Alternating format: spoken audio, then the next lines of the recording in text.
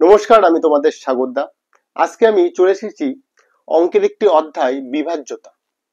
বিভাজ্যতা অঙ্কগুলো করার আগে তার আগে আমাদের কিছু নিয়ম কানুন সম্পর্কে জানতে হবে। তাহলে চলো সেগুলো আগে জেনে নিই। দেখো, এখানে একটা বড় একটা সংখ্যা দেয়া আছে।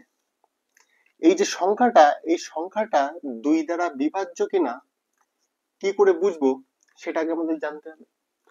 দেখো, কোনো সংখ্যা 2 দ্বারা বিভাজ্য কিনা সেটা জানতে গেলে আমাদের কিছুই না, শেষের একটি সংখ্যা নিতে হবে।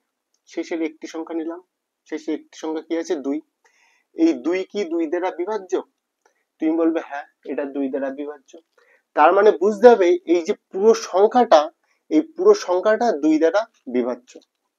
তাহলে মনে থাকবে, যত বড়ই ডিজিট দিক না কেন, সবসময় মনে রাখবা শেষের সংখ্যাটা যদি 2 দ্বারা বিভাজ্য হয়, তার মানে পুরো সংখ্যাটা 2 দ্বারা বিভাজ্য। তাহলে সাপোজ এখানে 2 এর বদলে যদি এখানে 6 দিত, তাহলে আমি 6টা নিতাম। 6 কি 2 দ্বারা বিভাজ্য? তুমি বলতে হ্যাঁ, তার মানে পুরো সংখ্যাটা 2 দ্বারা বিভাজ্য।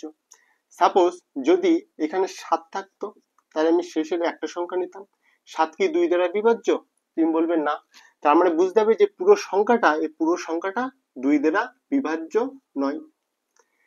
এক কথায় আমরা প্রথম সূত্রটা কি জানলাম? যদি কোনো ডিজিটের বা কোনো সংখ্যার শেষের অঙ্কটা যদি 2 দ্বারা বিভাজ্য হয়, তার মানে সেটা পুরোটা 2 দ্বারা বিভাজ্য। আচ্ছা, তারপর চলে আসি 4 5 7 3 2 4। এই সংখ্যাটা কি 4 দ্বারা বিভাজ্য? কি করে বুঝবো? দেখো, এত যে বড় সংখ্যা দেওয়া আছে, এত বড় সংখ্যা আমার দেখার কোনো দরকার নেই। আমি শেষের দুখানা সংখ্যা নেব। এই শেষের দুখানা সংখ্যা দেখবো 4 দ্বারা বিভাজ্য কিনা। যদি দেখি শেষের দুটো সংখ্যা 4 দ্বারা বিভাজ্য হচ্ছে, তার মানে বুঝতে হবে পুরো সংখ্যাটাই 4 দ্বারা বিভাজ্য। সাপোজ যদি এখানে 4 এর বদলে 8 থাকতো, তাহলে এই 28 কি 4 দ্বারা বিভাজ্য হতো না? অবশ্যই হতো। তার মানে পুরো সংখ্যাটাই 4 দ্বারা বিভাজ্য। যদি এখানে 9 থাকতো, তখন তখন কি হতো? এবার আমাকে বললো এই যে 29 কি 4 দ্বারা বিভাজ্য? তুমি বলবে না। তার মানে পুরো সংখ্যাটা তখন কি হয়ে যাবে? 4 দ্বারা বিভাজ্য নয়। এরকম 2 থাকলে প্রথম শেষের একটা সংখ্যা নেব। যদি 4 থাকে, শেষের দুটো সংখ্যা আমি চেক করব। আচ্ছা, এবার চলে আসি 5 3 2 7 4 2 4। এই সংখ্যাটা কি 8 দ্বারা বিভাজ্য? চেক করে দেখি। দেখো, 2 এর ক্ষেত্রে শেষের একটা নিচ্ছিলাম, 4 এর ক্ষেত্রে শেষের দুটো নিচ্ছিলাম, 8 এর ক্ষেত্রে শেষের তিনটে নেব। দেখো, এই যে 424, এটা কি 8 দ্বারা বিভাজ্য? তুমি বলবে হ্যাঁ, এটা তো 8 দ্বারা বিভাজ্য। আচ্ছা, এখানে যদি 4 এর বদলে 8 থাকতো, তাও দেখো 8 দ্বারা বিভাজ্য হতো। আচ্ছা, এখানে যদি থাকতো হচ্ছে শেষে 432, তাও কি এটা 8 দ্বারা বিভাজ্য হতো না? অবশ্যই হতো।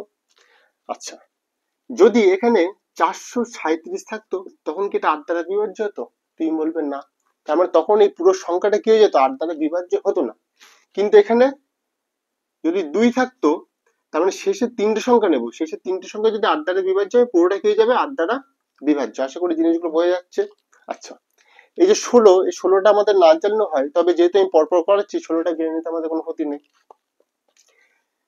তাহলে 2 এর নিয়ম কি? শেষের একটি সংখ্যা। 4 এর নিয়ম কি? শেষের দুটি সংখ্যা। 8 এর নিয়ম কি? শেষের তিনটি সংখ্যা। 16 নিয়ম হচ্ছে শেষের 4টি সংখ্যা। এবং শেষের যে 4টি সংখ্যা, এটা কি 16 দ্বারা বিভাজ্য হচ্ছে? তুমি ভাগ করে বলবে যে হ্যাঁ, অবশ্যই বিভাজ্য হচ্ছে। তার মানে এই পুরো সংখ্যাটা কি 16 দ্বারা বিভাজ্য। এই যে নিয়মগুলো বললাম, এই নিয়মগুলো প্রত্যেকে খাতায় নোট করে রাখবে। এর পরের ভিডিওতে আমরা পরবর্তী বিভাজ্যতার কিছু সূত্র জানবো।